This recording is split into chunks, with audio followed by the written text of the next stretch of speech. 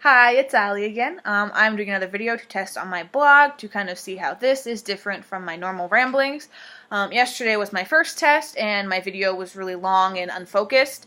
Not everyone has time to sit and watch me for 30 minutes, because as entertaining as I am, obviously my dog is much more entertaining than I am. Oh, excuse you. Get off! So yeah, this is my life. And she's back. So anyway, today's video is going to be a little bit shorter and hopefully more focused. Hello, that's my face. Mwah. So it's I'm gonna try and focus a little bit more and keep it shorter and to the point, just to see how it's different from my normal blog posts. And Astrid is going to join me. She is the real star of the show, as we all know. Anyway.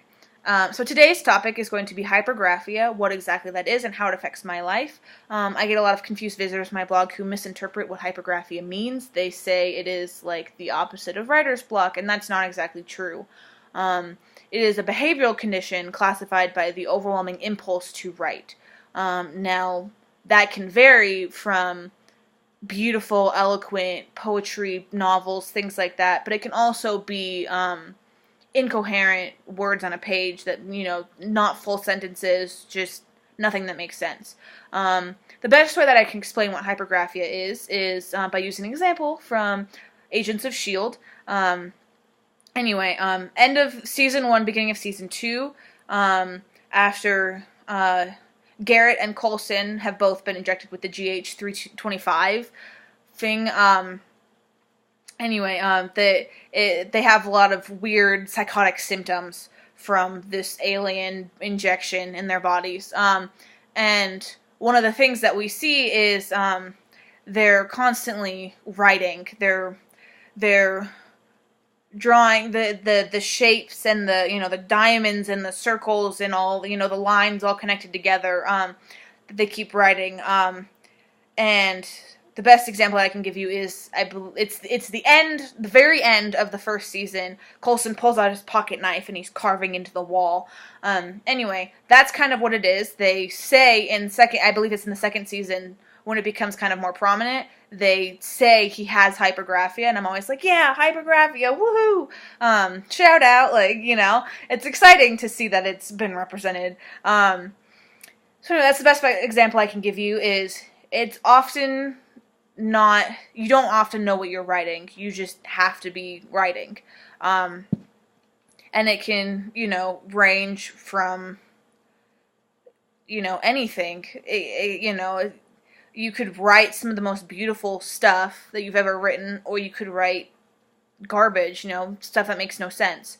How it affects me specifically, well, in high school, I had to have this notebook for years on my desk at school. I had to carry this around with me everywhere because I had to, when the impulse would hit, I'd have to write. I could not focus in class unless I was writing, and I just thought it was like, oh, inspiration struck, I'm a writer, It wasn't until years later that I figured out what exactly it was.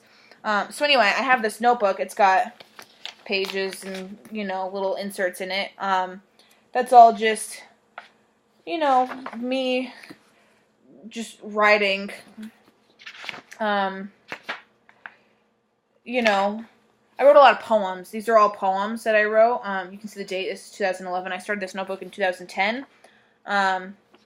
I would do just a lot of poems and things that I just write, just because I had to. I had to be writing. So this is how I wrote a lot of songs too. Here's songs, and I actually have, where is it? Maybe it's not on this one. I don't know. There's a couple songs in here that have like chords. And here we go. Here it is. I've got notes written in. This is a song I wrote for my mom for Mother's Day in 2010. But yeah, I've got notes and chords and things written all over. Because that was just how it manifested for me for a while. When it hits, oftentimes I will be going through writer's block, and that makes it extremely difficult, because it's not the opposite of writer's block. It means I have to write, but I have nothing to write, which makes it makes the writer's block worse, and it makes the hypergraphia worse. So I have to keep a list of phrases and poems and things on hand to write over and over and over again when the hypergraphia hits. Sometimes that can help me work through writer's block, sometimes it doesn't. In high school, I actually learned how to write Elvish from Lord of the Rings, and I would use phrases from my favorite books, and I'd write them over and over and over again. That's kind of like this.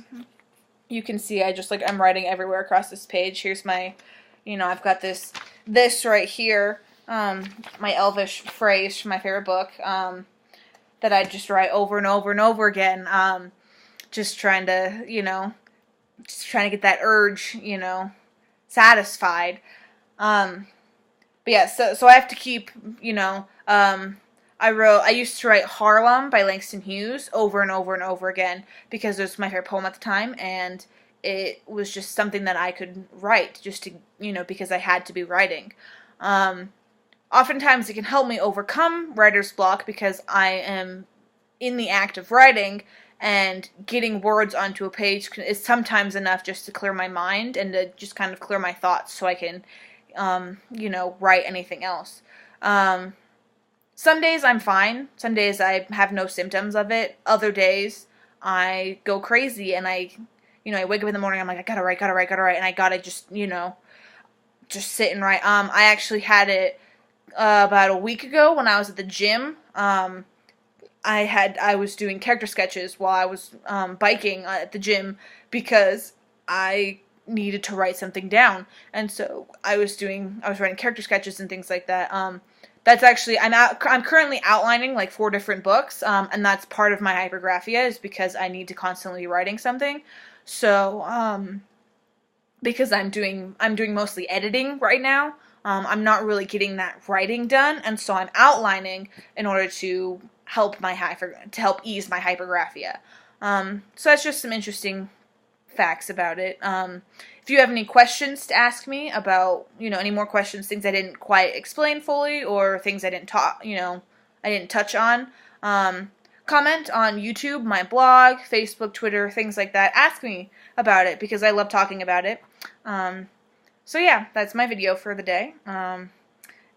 Astrid is sad to be done filming.